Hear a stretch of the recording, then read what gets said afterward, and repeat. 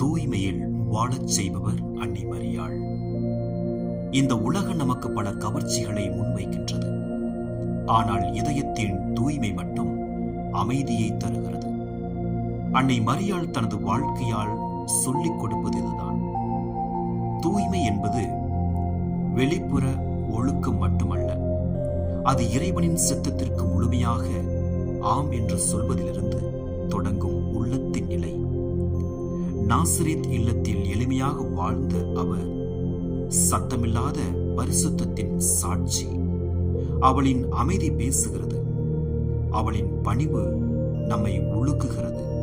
உலகம் புகழை தேடும்போது மரியாள் இறைவனின் பார்வையை மட்டும் நாடினாள்.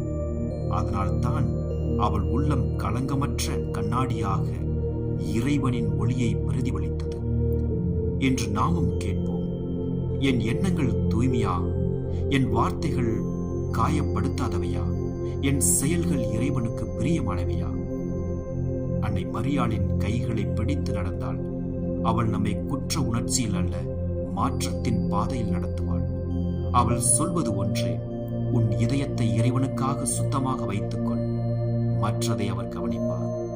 இன்றைய தீர்மானம், என் உள்ளத்தை தூய்மைப்படுத்த நான் ஒரு சிறிய நல்ல செயலை தொடங்குவேன். அமைதியான தூய்மைதான் உண்மையான அழகு. அந்த அழகை வாழ்ந்து காட்டுவோம். வாருங்கள்.